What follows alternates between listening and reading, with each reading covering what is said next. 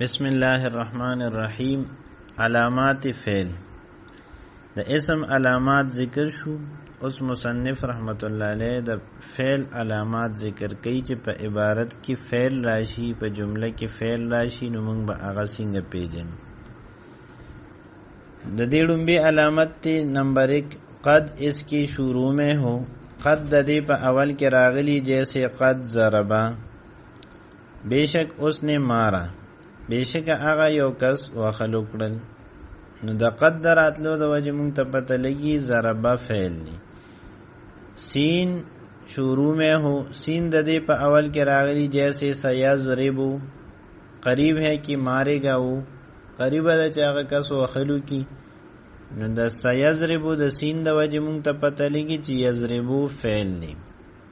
سوف شروع میں ہو، سوف د دې په اول کې راغلی جیسے سوف یضربو. نو د سوف د راتلو د وجه نه مونږ ته دا پته لګي چې دا یضربو فعل دی، قریب ہے کہ مارے گا. حرف جزم داخل ہو. 4 نمبر علامت دا دی چې حرف جزم په داخل شوی جیسے لم یضرب. حروف جازمه دا رستو را روان دي. نو د لم یضرب کې د لم د وجه نه دا پته لګي چې یضرب چې دی نو دا فعل دی. ضمیر متصل ہو او بل دا چې دې سره یو ضمیر پیوست شوی وي جیسے ضربتو. نو په ضربتو کې دا تو چې دی دا په متکلم دلالت کوي او دا ضمیر چې دی نو دا فعل سره متصل او پیوست دی. په دې وجه مونږ ته پته لګي چې دا ضربتو چې دی دا فعل دی.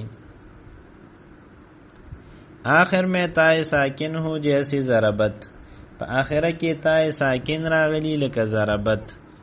نو په ضربت کې تا ساکنه پیوسته ضربه پوری، په دې وجه مونږ ته پته لګي چې دا فعل دی.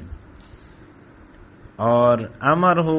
7 نمبر علامت دا دی چې دا امر وی جیسے اضرب لکه اضرب.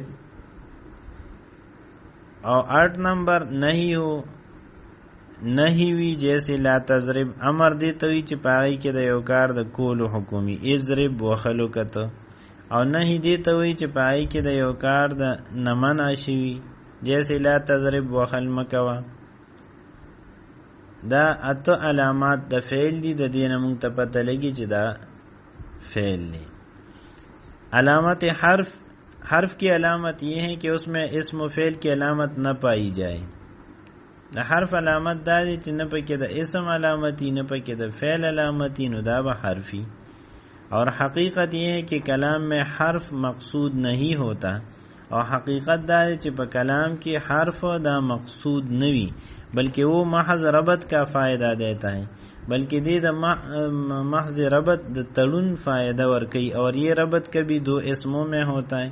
او دا تړون چې حرف راولی دا کله د 2 اسمونو په مابین کې راولی، لکه زید فی الدار کې زید او دار چې دی نو دا د فی د وجنه مربوط تی په خپل میانس کې. یا زید فی الدار مطلب د زید په کور کې دی.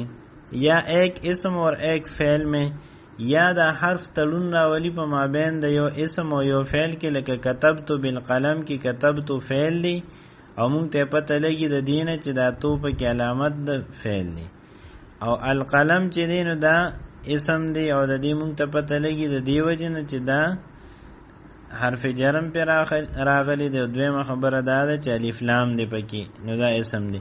نو دا کتبتو د القلم په مابین کې تړون او ربط راوستون کې چې دی نو هغه با حرف جر دی. یا 2 فعلوں میں یا پا 2 فعلونو کې ربط راولی جیسے اريد ان اصلي. نو دلته اريد فعل دی، اصلي دا فعل دی. او د اريد او د اصلي په مابین کې ان چې دی نو دی ربط او تړون راوسته دی، دا حرف دی. كتبت بالقلم ما لیکلو کړل په قلم. او اريد زیراده لرم ان اصلي چې منځ کوم.